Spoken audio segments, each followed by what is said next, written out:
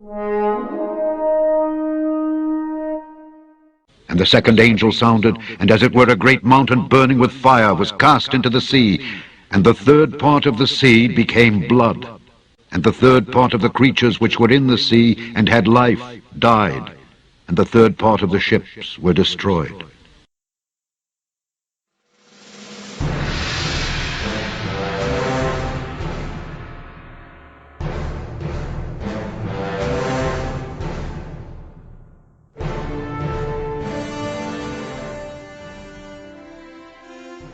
The second trumpet, Genseric the Vandal. After Constantine's death, the Roman Empire was divided into three parts, and hence, the frequent remark a third part of men. This is an allusion to the third part of the empire that's always scourged by attacks.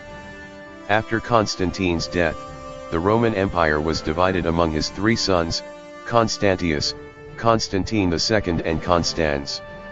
Constantius ruled the east, Constantinople, Turkey, being the capital. Constantine II held Britain and Gaul, which consisted of France, Belgium, Luxembourg, most of Switzerland, parts of northern Italy, and Germany west of the Rhine River.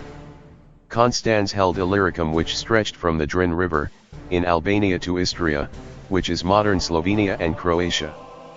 The second trumpet refers to the naval terror, Genseric, the intrepid leader of the Vandals. The Vandals were the eastern branch of the Huns. They came out of what is now known as southern Poland. They were eventually wiped out by Justinian I in 534 AD. Genseric, the focal point of the second trumpet, was born in Hungary in the year 400 AD, and he died in 477 AD in Carthage, Tunisia, which is in North Africa. He reigned for 50 years. After defeating the Serbians in 428 AD, Genseric captured Carthage, Tunisia, and moved his entire people, approximately 80,000 folks, to Tunisia. From his headquarters in Tunisia, Genseric spent most of his time and energy creating a naval power, and made numerous pirate raids on Roman ships. Most of his conquest was at sea. The Bible depicts Genseric's raids as a great mountain burning with fire that was being thrown into the sea. Western Roman Emperor, Majorian, made extensive naval preparations to counter Genseric's pirate navy. He spent 3 years building over 300 battleships, and he stored them in Cartagena, Spain. Genseric's spy network discovered the location of these ships. Late one night, Genseric snuck up on the shipbuilding site and destroyed everything. 3 years' work was gone in one night. Genseric's pirates tormented Italy, Spain, Greece, and Sicily, and also conquered portions of Africa and Italy. Revelation chapter 8 verse 8 describes this as a great mountain burning with fire that was cast into the sea. All of these conquests came from the sea. In 455 AD, Genseric sacked Rome. In 468, Emperor Leo I tried to dispossess Genseric. Noted historian, Edward Gibbon states that, Leo put together an expensive military campaign. Leo gathered 130,000 pounds of gold and over 5 million pounds of sterling silver to pay for it.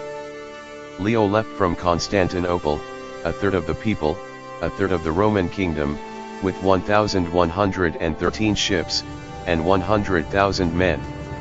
From the port of Carthage at Tunisia, North Africa, Genseric manned a large combined fleet of the Vandals and the Moors. And in the night, while the Roman fleet was recovering from that long voyage from Turkey to Africa, Genseric towed smaller ships filled with combustibles, rammed them into Leo's fleet, and the Romans woke up seeing fire everywhere. The Romans tried in vain to salvage some of the ships. Those Romans who escaped the fire were either captured or killed by Genseric. A third part of the sea became blood. On that dreadful night, a third part of the ships were destroyed. All ships that left from Constantinople were destroyed. Afterwards, Genseric resumed being the tyrant of the sea. The coasts of Italy, Greece, and Asia were again exposed to his revenge and greed. Sardinia and Lebanon returned to Genseric's rule, and he formally added Sicily to his number of provinces. Speaking of Genseric, The historian Edward Gibbon states that before he died in the fullness of years and of glory, he beheld the final extinction of the Empire of the West. Genseric deserved an equal footing with the names of Alaric and Attila the Hun.